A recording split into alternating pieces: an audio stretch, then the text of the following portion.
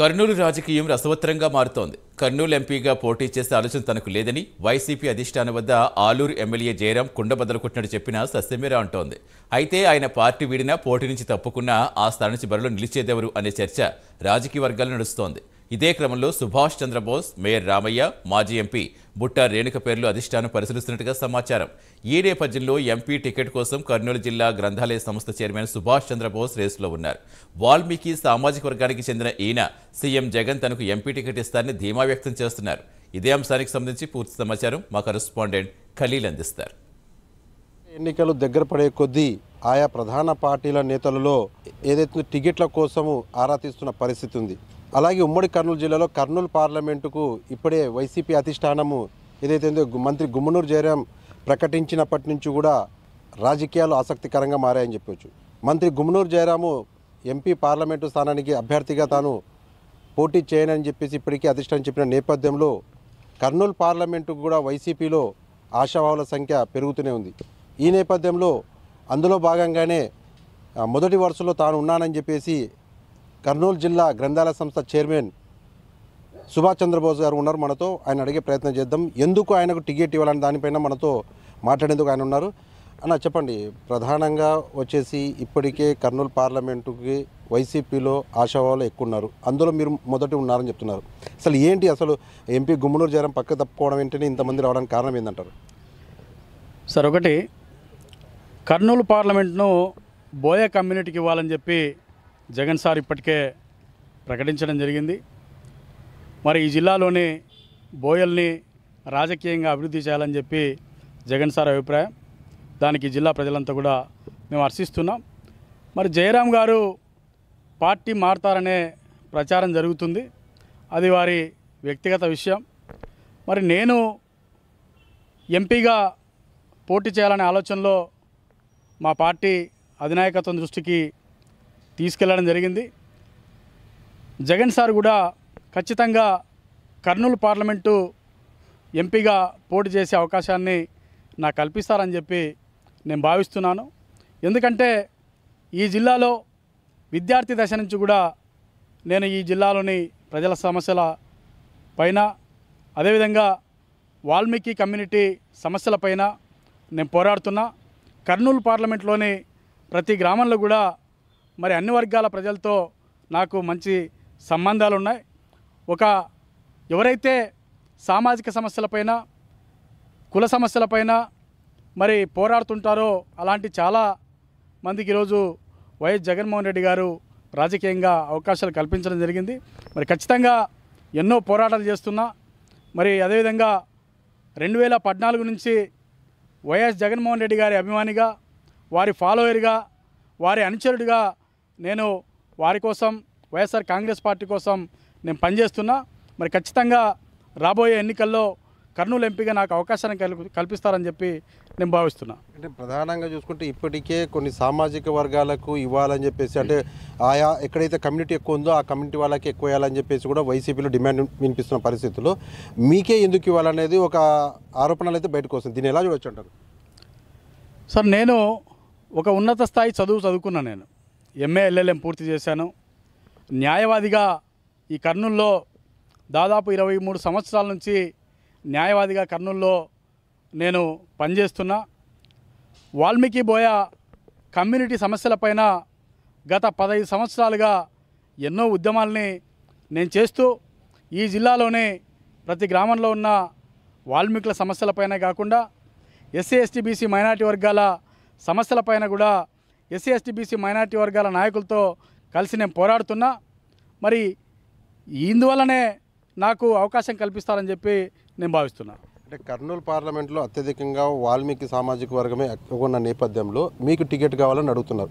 మిగతా వాళ్ళు కూడా ఇప్పటికీ అంటే గుమ్మనూరు జయరాంకు ఆయన ప్రకటించినప్పటికీ కూడా ఆయన ఆసక్తిగా కనిపించడం లేదు. అసలు ఇప్పుడు మళ్ళీ ఇంకొక వాల్మీకి సంబంధించి అదే సామాజిక వర్గానికి ఇవ్వాలని ఎందుకు డిమాండ్ చేస్తున్నారు? సార్, ఒకటి ఈరోజు ఏ కులాలైతే పూర్తిగా వెనుకబడి ఉన్నాయో అలాంటి కులాలని రాజకీయంగా అభివృద్ధి చేయాలనేది మా నాయకుడి వైఎస్ జగన్మోహన్ రెడ్డి గారి లక్ష్యం.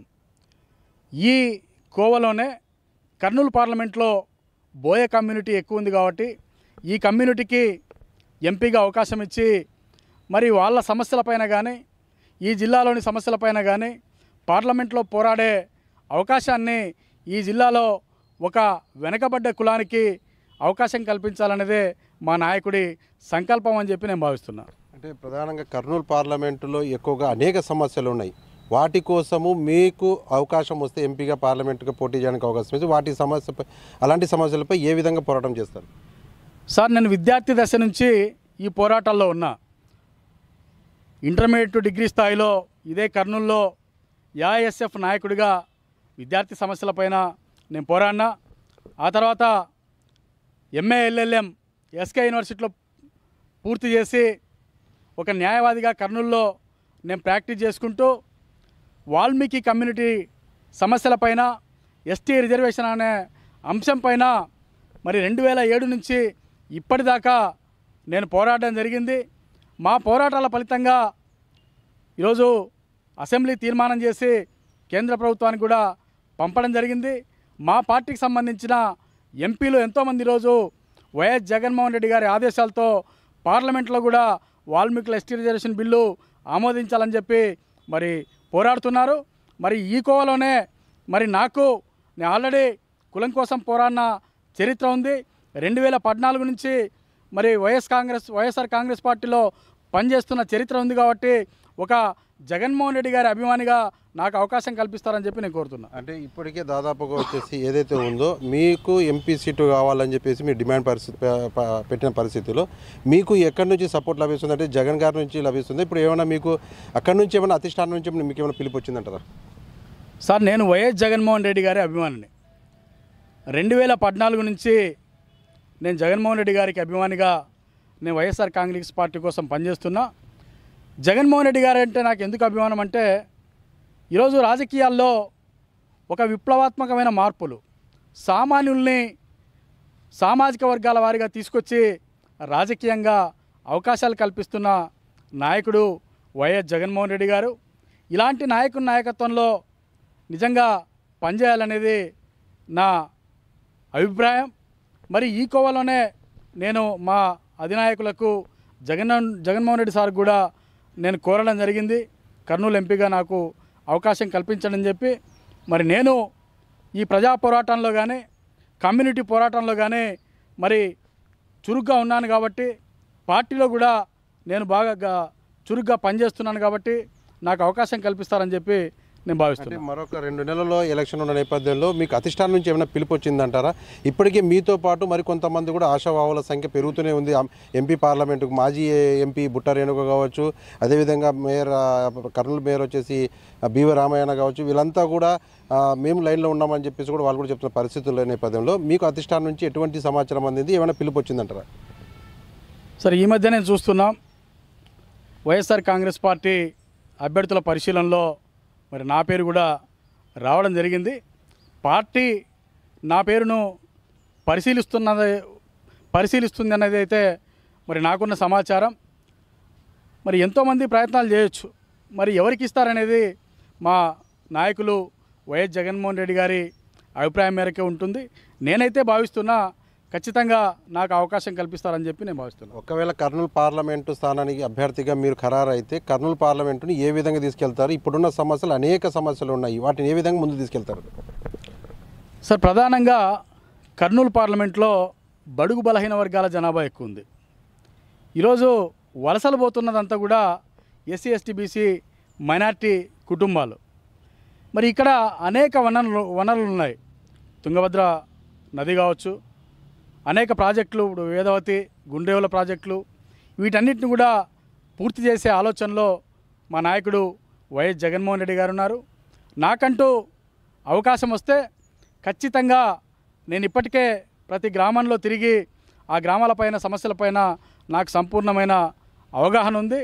ఖచ్చితంగా నాకు మా నాయకులు వైఎస్ జగన్మోహన్ రెడ్డి గారు అవకాశం కల్పిస్తే నేను ఈ కర్నూలు పార్లమెంటును సమస్యలపైన 24 గంటలు కష్టపడి ఈ జిల్లాలో ఉన్న వనరులన్నింటినీ మరి ఉపయోగించుకొని ఈ జిల్లాను అభివృద్ధి చేసి ఈ జిల్లా నుంచి ఒక్క కుటుంబం కూడా వలస వెళ్లకుండా అభివృద్ధి చేస్తాననే నమ్మకం నాకుంది.